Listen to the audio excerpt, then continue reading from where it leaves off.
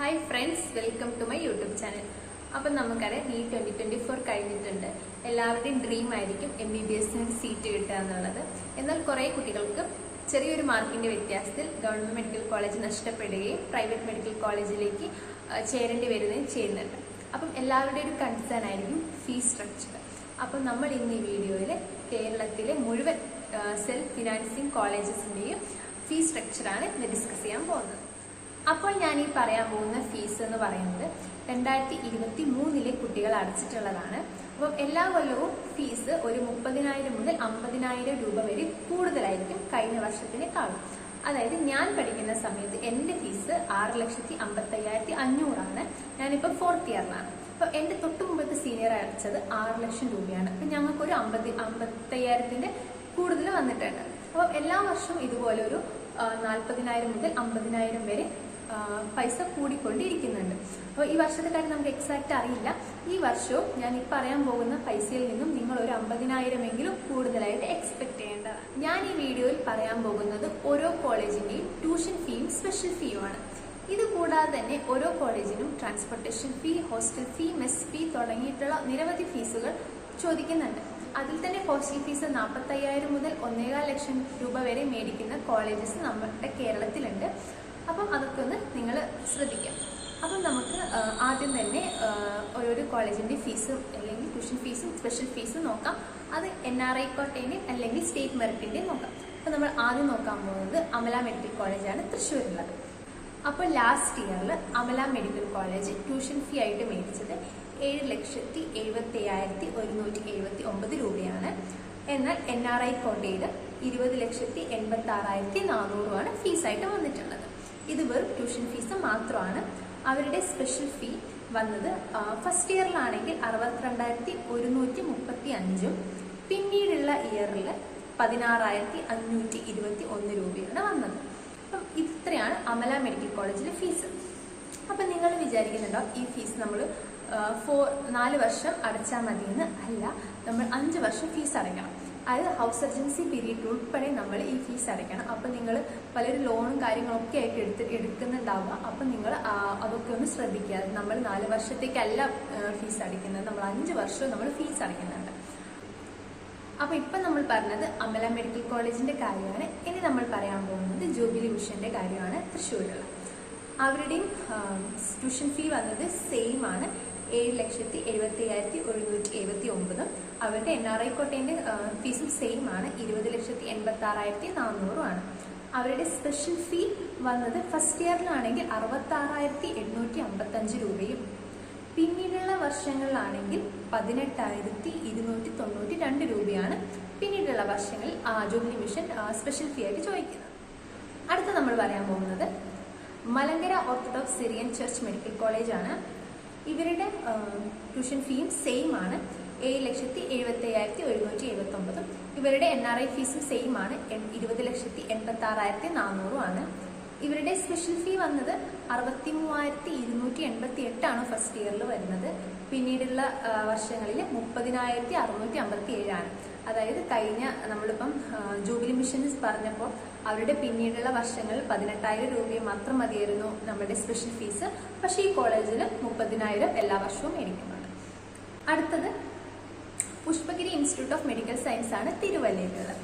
ഇവരുടെയും tuition ഫീസും NRI ഫീസും same ആണ്, അതായത് 7,75,179, 20,86,400 ട്യൂഷൻ ഫീസും NRIയുടെയും സ്റ്റേറ്റ് മെറിറ്റിന്റെയും വരുന്നത്. അവരുടെ സ്പെഷ്യൽ ഫീസ് ഫസ്റ്റ് ഇയറിലാണെങ്കിൽ 81,224 പിന്നീടുള്ള വർഷങ്ങളിൽ 12,982 വരുന്നത്. ഇനി നമ്മൾ പറയാൻ പോകുന്നത് MES മെഡിക്കൽ കോളേജാണ് മലപ്പുറത്തുള്ളത്. അവരുടെയും ട്യൂഷൻ ഫീസ് സ്റ്റേറ്റ് മെറിറ്റിന്റെയും NRI കോട്ടയുടെയും സെയിം ആണ്, അതായത് 7,75,179 സ്റ്റേറ്റ് മെറിറ്റിനും NRIക്കാണ് 20,86,400 അവരുടെ സ്പെഷ്യൽ ഫീസ് ഫസ്റ്റ് ഇയറിലാണെങ്കിൽ 78,302 പിന്നീടുള്ള വർഷങ്ങളിൽ 41,363 നമ്മൾ അടയ്ക്കേണ്ടത്. അടുത്തത് മലബാർ മെഡിക്കൽ കോളേജ് കാലിക്കറ്റ് ആണ്. ഇവരുടെ ട്യൂഷൻ ഫീ സെയിം ആണ്, 7,75,179. ഇവരുടെ NRI ഫീസും സെയിം ആണ്, 20,86,400 86,400. പക്ഷെ ഇവരുടെ സ്പെഷ്യൽ ഫീ ഫസ്റ്റ് ഇയറിൽ നേരത്തെ പോലെയല്ല, കുറച്ച് കൂടുതലാണ്. 1,08,455 രൂപയാണ് സ്പെഷ്യൽ ഫീ അവർ ഒരു വർഷം ഫസ്റ്റ് ഇയറിൽ മേടിക്കുന്നത്. പിന്നീടുള്ള വർഷങ്ങളിൽ 67,268 രൂപ മേടിക്കുന്നുണ്ട്. അതായത് നേരത്തെ നമ്മൾ കണ്ട മെഡിക്കൽ കോളേജിനേക്കാളും സ്പെഷ്യൽ ഫീ ഇവിടെ കുറച്ചുകൂടി കൂടുതലാണ്. നമ്മൾ നോക്കുന്നത് SUT ട്രിവാൻഡ്രം ആണ്. ഇവരുടെ സ്റ്റേറ്റ് മെറിറ്റിന്റെ ഫീസ് നേരത്തെ പോലെയല്ല, കുറച്ചുകൂടി കുറവാണ്. 7,39,527 രൂപയാണ്. NRI ഫീസ് സെയിം ആണ്, 20,86,400 ആണ്. ഇവരുടെ സ്പെഷ്യൽ ഫീ വരുന്നത് ഫസ്റ്റ് ഇയറിലാണെങ്കിൽ 74,231, പിന്നീടുള്ള വർഷങ്ങളിൽ 53,696 രൂപയാണ് വരുന്നത്. അടുത്തത് Sree Narayana institute of medical science എറണാകുളത്തെയാണ്. ഇവരുടെ ട്യൂഷൻ ഫീ മറ്റുള്ള കോളേജിനെ അപേക്ഷിച്ച് കുറച്ച് കൂടുതലാണ്. അതായത് അവരുടെ ട്യൂഷൻ ഫീ ഒരു വർഷത്തിൽ 8,09,487 രൂപയാണ് വരുന്നത്. ഇവരുടെ NRI ഫീസ് സെയിം ആണ്, 20,86,400. പക്ഷെ ഇവരുടെ സ്പെഷ്യൽ ഫീ വരുന്നത് വീണ്ടും 1,03,298 ആണ്. ആൻഡ് ഇവരുടെ പിന്നീടുള്ള വർഷങ്ങളിലെ സ്പെഷ്യൽ ഫീ ആയിട്ട് വരുന്നത് 49,544 രൂപയാണ്. അടുത്ത college Sree Gokulam medical college Trivandrum ആണ്. ഇവരുടെ ട്യൂഷൻ ഫീസ് 7,34,852 രൂപയാണ്. ഇവരുടെ NRI ഫീസ് 20,86,400. ഇവരുടെ ഫസ്റ്റ് ഇയറിലെ സ്പെഷ്യൽ ഫീ വരുന്നത് 55,124.